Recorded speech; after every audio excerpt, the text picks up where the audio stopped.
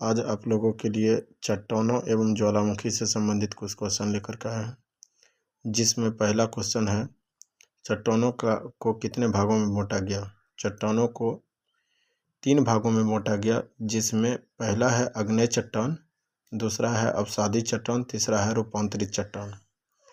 जीवाश्म रहित चट्टानें कौन सी होती है? आंसर होगा आग्नेय चट्टानें। अगला प्रश्न है काली मिट्टी का निर्माण किन चट्टानों के कारण क्षरण से होता है? इसका करेक्ट आंसर होगा आग्नेय चट्टान। अगला प्रश्न है दोस्तों, संपूर्ण क्रस्ट के कितने प्रतिशत भाग पर अवसादी चट्टानें विस्तृत हैं? इसका करेक्ट आंसर होगा लगभग 75%। अगला प्रश्न है आग्नेय चट्टानों के रूपांतरण से निर्मित शैलें कौन कौन है?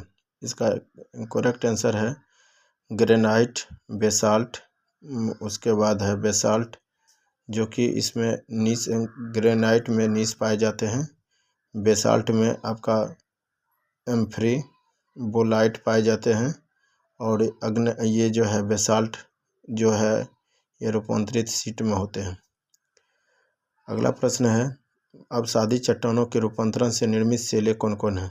जैसे सेल से निर्मित चट्टानें होगा, ये स्लेट होगा, उसके बाद चूना पत्थर और डोलोमाइट से संगमरमर, बालूका पत्थर से क्वार्टजाइट होगा, उसके बाद है कंग्लोमरेट से क्वार्टजाइट होगा, बिटुमिनस कोयला से ग्रेफाइट और हीरा, ये 2 निर्मित होते हैं शैलें।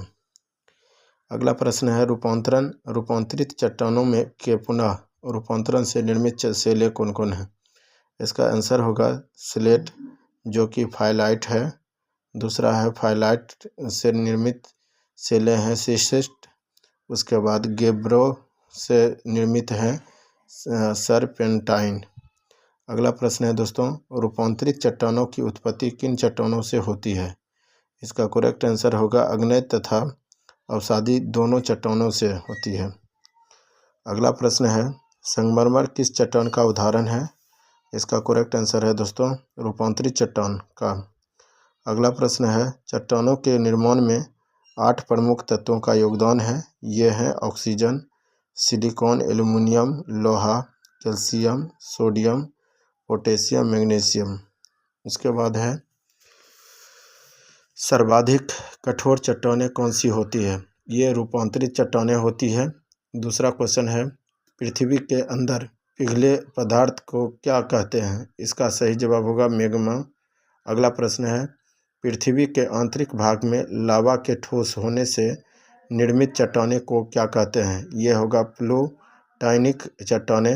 अगला प्रश्न है दोस्तों ओजस डेल सलाडो ज्वालामुखी किस देश में अवस्थित है? इसका सही जवाब होगा अर्जेंटीना एवं चिली।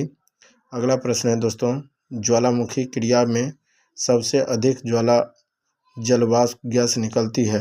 इसका करेक्ट आंसर होगा इसके अतिरिक्त कार्बन डाइऑक्साइड CO2, उसके बाद sulphur dioxide SO2, nitrogen NO2 तथा हाइड्रोजन H2 आदि गैस निकलती है।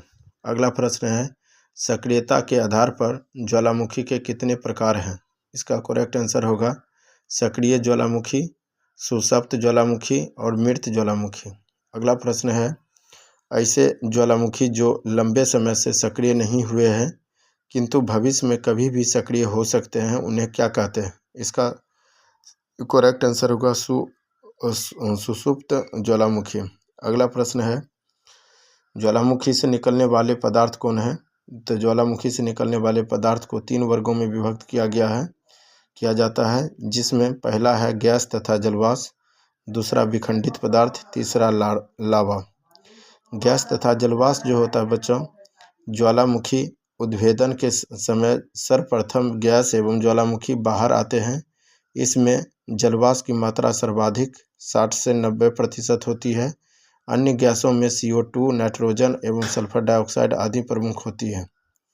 अगला प्रश्न है विखंडित पदार्थ, इसमें धूल एवं राख से बने चट्टानी टुकड़े, टफ मटर के दाने के आकार वाले टुकड़े, लेपली कुछ इंच से लेकर कई फीट तक के व्यास वाले बड़े बड़े चट्टाने टुकड़े एवं अपेक्षाकृत बड़े आकार के टुकड़े ब्रेसिया आदि बाहर धरातल पर निकलते हैं। अगला प्रश्न है, लावा ज्वालामुखी उद्गार के समय भूगर्भ में स्थित तरल पदार्थ को मैग्मा कहते हैं। जब मैग्मा धरातल पर निःसृत होता है तो उसे लावा कहते हैं। धरातल पर लावा के ठंडा होने के बाद वह आग्नेय चट्टान कहलाता है। अगला प्रश्न है, आग्नेय एवं अवसादी चट्टानों के संगठन तथा स्वरूप में परिवर्तन से रूपांतरित चट्टान का निर्माण होता है। ये जितना भी क्वेश्चन है ये एनसीईआरटी बुक का है दोस्तों। ये इसमें से क्वेश्चन बहुत सारे देखने के लिए मिलता है, बीपीएससी सिलेबस का क्वेश्चन है। धन्यवाद।